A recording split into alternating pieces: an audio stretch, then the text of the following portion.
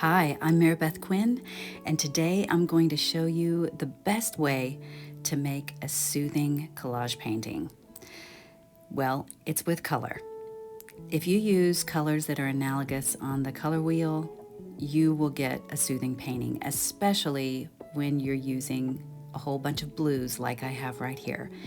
So I'm starting on this with just the underpainting, and I'm going to put lots of layers of collage over it. So with these wonderful blues, I'm just going to plan out my light places, my dark places, and just get a nice base with which to place these collage papers on top. This painting is a 16 by 16. It's actually a commission.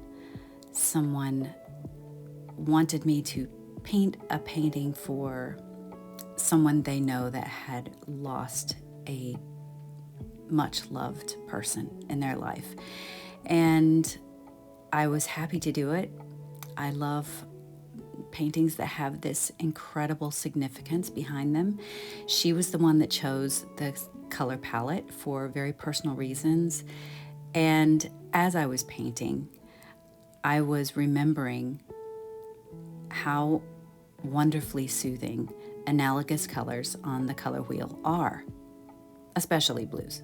I am such a lover of color that I use lots of bright color and lots of opposites on the color wheel because they just make each other really vibrate and pop.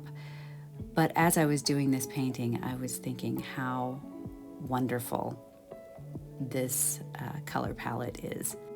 And now I'm putting a thin glaze of white paint over the top to just even out that color below. And I'm going to block in the flowers that I'm going to have in the painting. I'm just using a tempera paint stick to do that. And now I needed to make all of my papers for this. So I'm just very quickly going through and making many different shades of purple because I wanted the flowers to be purple and the background to be mostly blue. So this was just a big pile of papers actually that I made. I knew I wouldn't need all of them, but I didn't quite know exactly the colors I would want, so I just made a lot. So now I'm establishing my centers on the flowers with another tempera paint stick, and I'm starting in with the collage. These are just some passages that I picked out from some Emily Dickinson poems, and I'm just placing them around the painting in some potential leaf forms. Now, I'm always very careful about the words that are showing through, but especially on this one, I wanted to make sure that if anything showed through, that it was appropriate to the occasion, even though I knew that my aim is usually to just have them be an accent. So I knew that they would be largely covered up, but I just always try to cover my bases so I don't have any surprises at the end. And I especially wanted to take care on this one. It's a special one. Hey, I know that sometimes these videos can go pretty fast and it's hard to see exactly what I'm doing. But if you're really interested in this collage process, I've got just the thing for you. I've created a class called Introduction to Collage, Learning to Paint with Paper.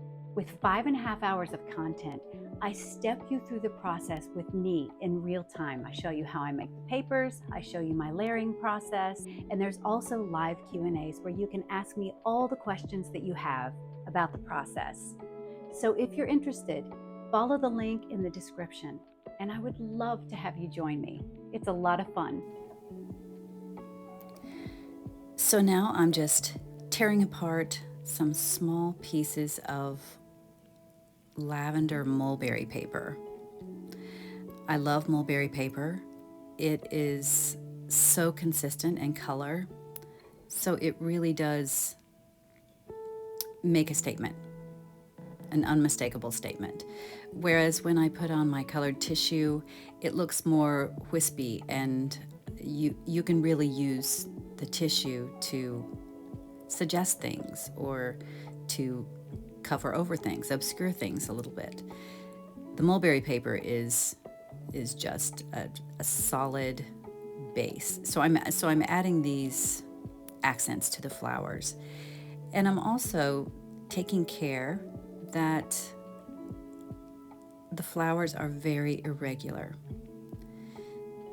I love making botanical pieces. Sometimes, as part of the style of the piece, I will make botanicals that are all front-facing. But what I really love is portraying flowers the way you see them in nature. And that is sort of chaotic, going all different directions. Sometimes you see mostly the back of them.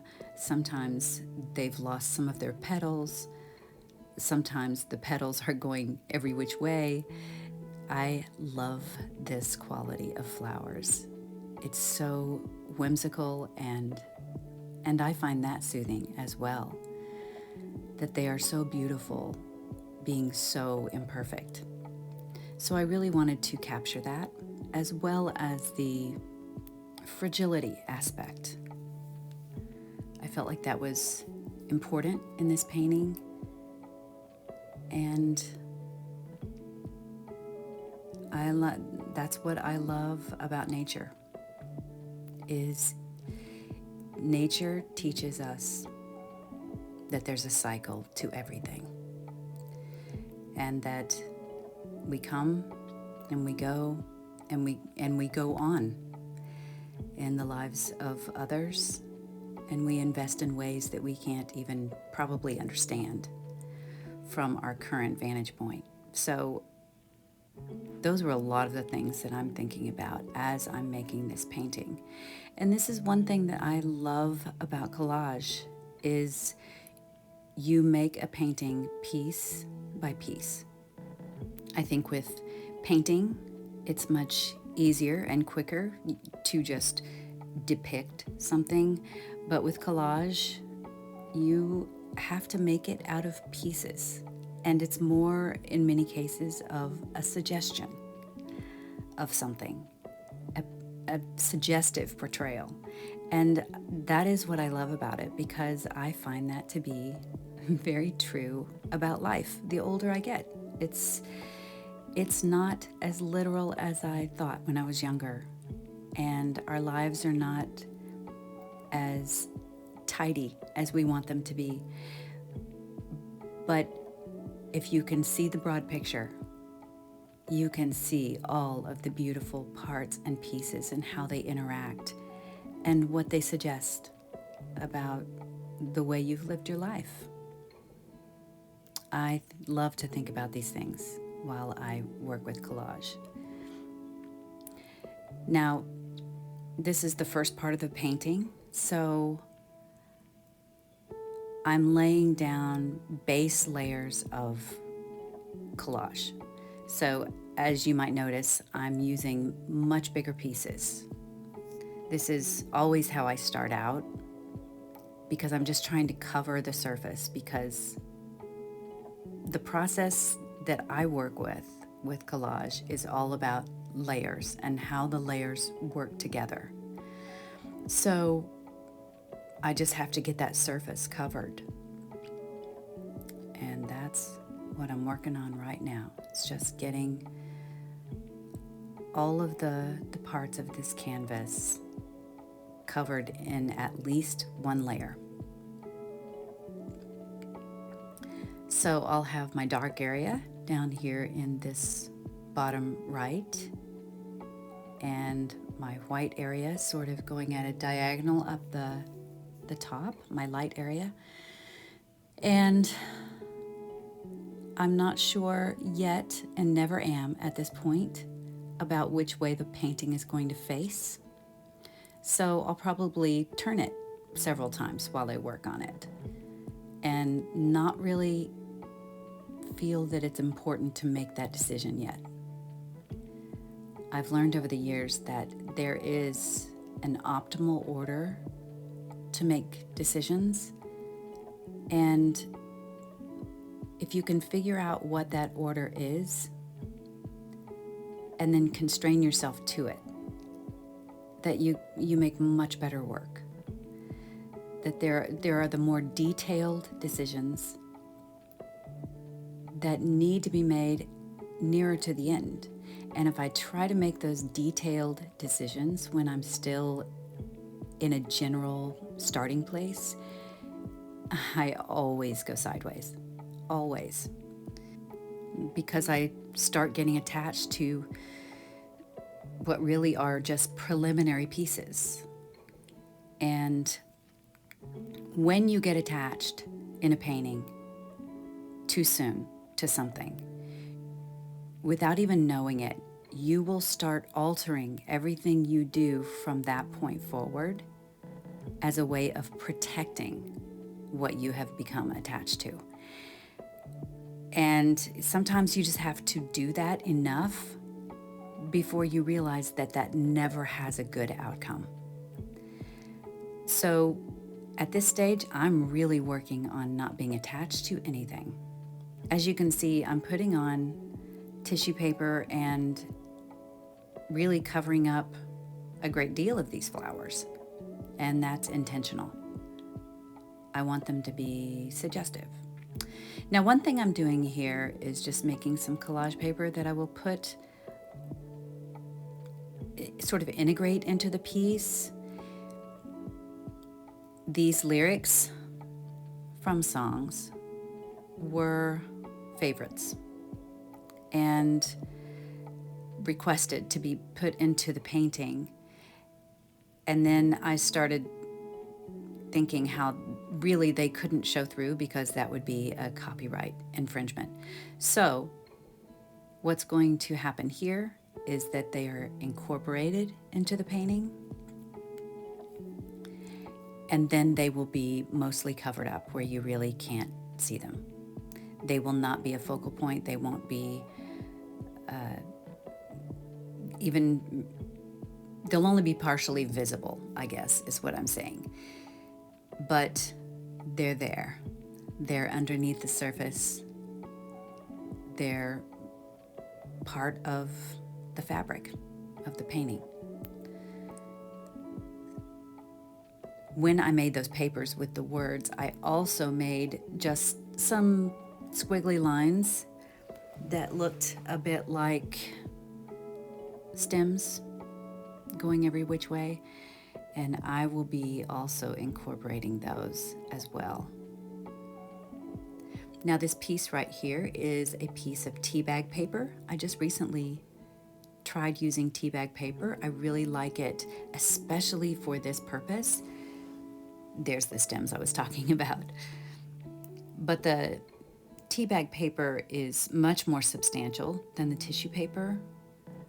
But when it has no pigment on it whatsoever, I've discovered that it's wonderful for quieting down an area that I really want to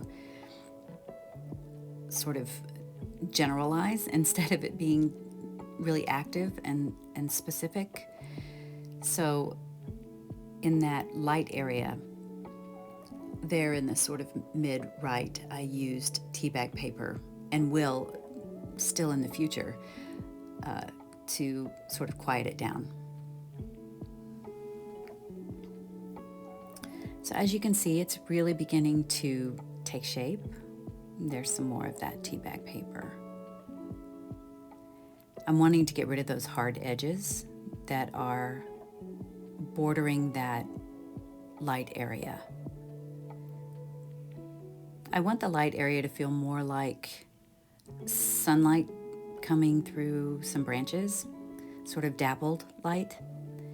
So I don't mind there being shadows intruding into it, but the hard edges are what I want to minimize. So here you see a little close-up of the surface at this stage. So now I'm back at it.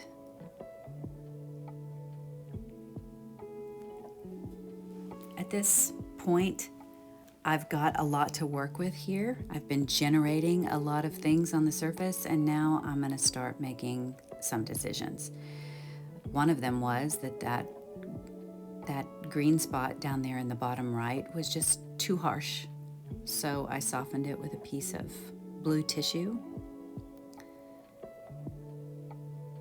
And now I'm going to obscure some of these flowers and that piece of poetry right there.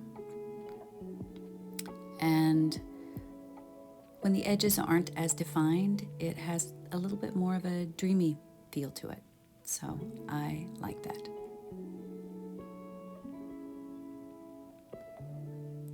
Now at this stage, since I have the dark areas blocked in as well as the light areas, it's really about taking them further. That is one thing I love about this collage process. When I started with it, I think I started like most people, where I just have like a layer or two. But as I continued on with it, I discovered how beautiful it is with many layers, where you can't even tell exactly what you're seeing. They're blending together because they're all, to some degree, transparent. So this is what I'm doing at this stage. I'm taking the light and dark and mid-range areas that I've already established, and I'm just adding depth. I'm adding layers, little focal points. I'm using different colored papers to blend them and also to just make them look so interesting and rich.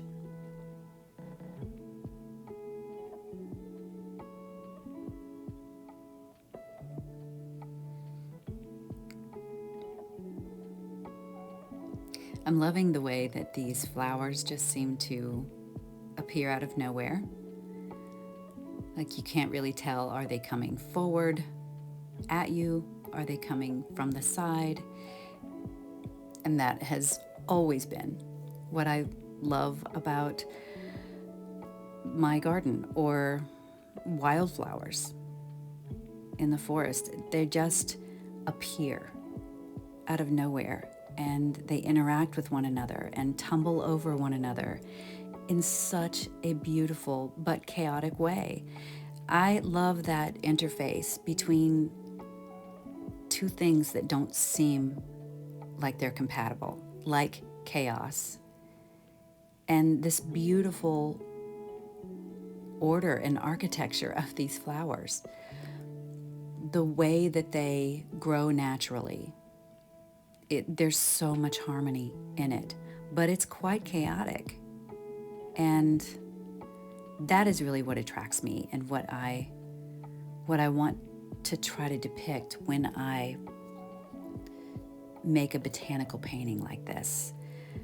I want some to appear in the background, almost out of sight, and then I want some poking through and taking center stage right in front of you, and then a lot in that mid-range.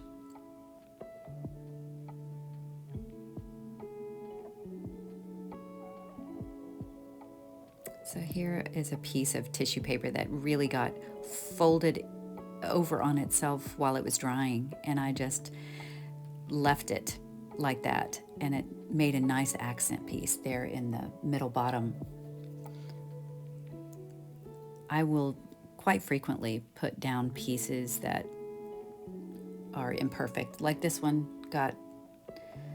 was a pink tissue, but it got these drips of purple on it. I love those random marks. I love it when they're wrinkled and folded in on themselves, stuck to themselves.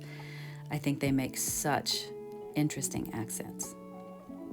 So now I have a piece of purple tissue paper that I made, and I've got these flowers pretty buried under the layers of tissue, and I'm just going to put in some little accents here and there to make a few of them a little bit more prominent. Bring them back out to the front.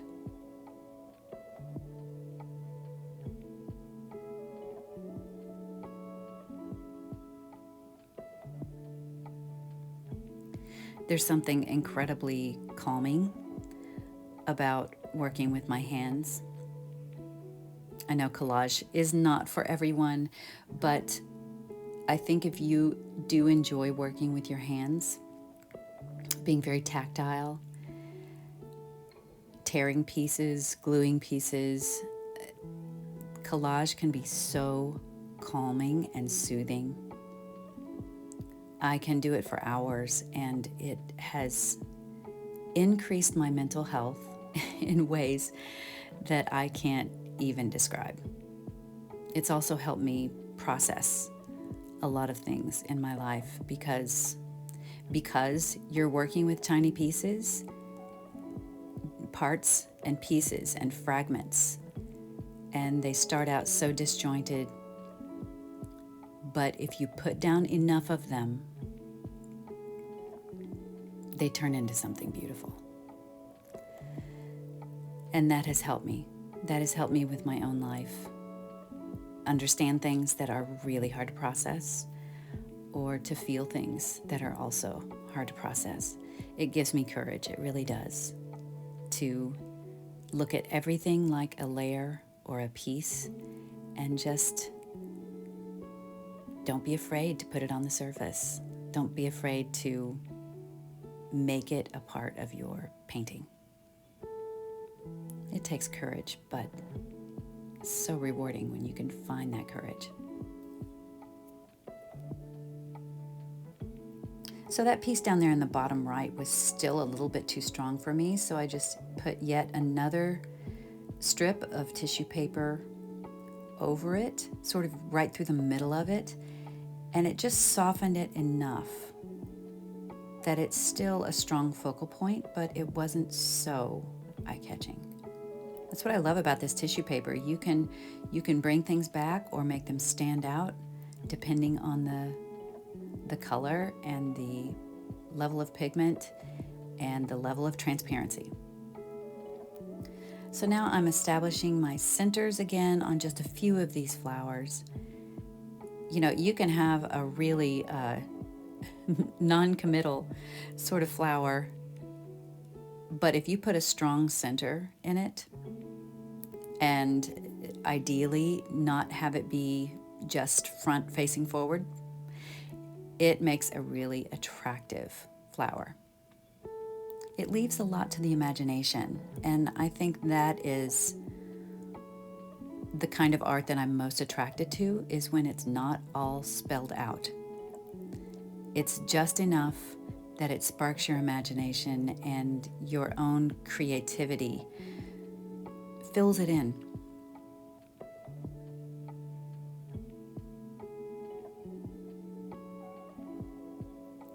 So now the pieces are getting smaller, which means I'm nearer to the end. And I'm just deciding where are the hard edges that I want to cover. Where do I need a pop of color? Where do I need to push it one direction or the other? So there's another small piece of that teabag paper. Now I'm digging through my box of all of my collage papers.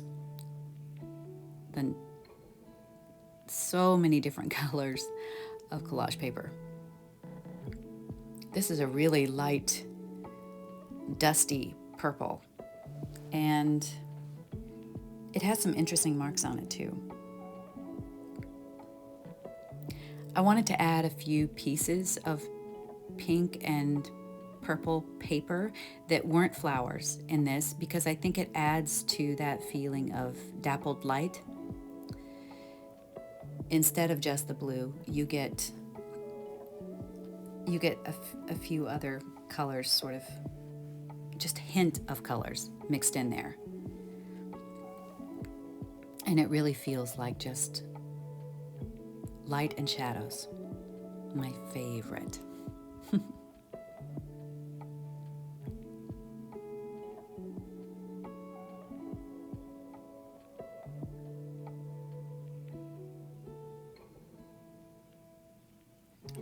So now I'm doing, I think, my last round of little petals. This is a lighter color of purple. Having all those varied tones of purple in the flowers really helps to make it a more interesting botanical element.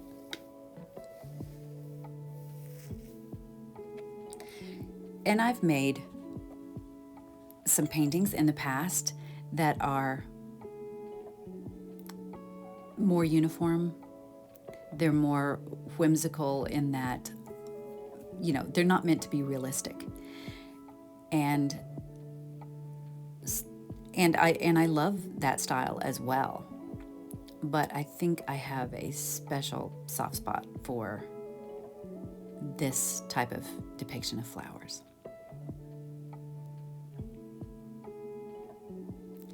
It's almost like a challenge to see how indefinite I can be and still pull it off.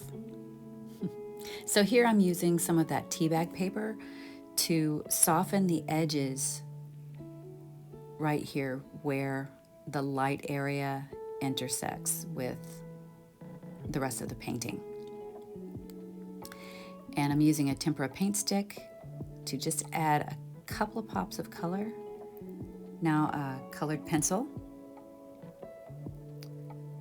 and some navy blue and that burnt orange for the centers. Now here are some ink tints pencils. It's like a green color to just make a few little leaf formations that you can see. They're delicate. You can see them when you get up close to the painting. I always like to add those so you have the faraway view and then you have all of the intricacies as you get closer up to the painting. This was really a special one, and I'm always so honored when I get to make such tender pieces for people. So here's a still shot of the top half and a still shot of the bottom half. And the whole piece as it's done. I was very, very happy with this soothing palette. There it is in a mock-up. And again, I mentioned before about my class. I have a page on my website that tells every bit of information about this class. I think that if you're interested in collage at all, you'll love it. And if you'd like to be on a list to just hear about any of my classes or learning opportunities, I'll include that link as well as one to my favorite art supplies and materials. And thank you for spending time with me. I never take it for granted. And thanks for all your beautiful comments.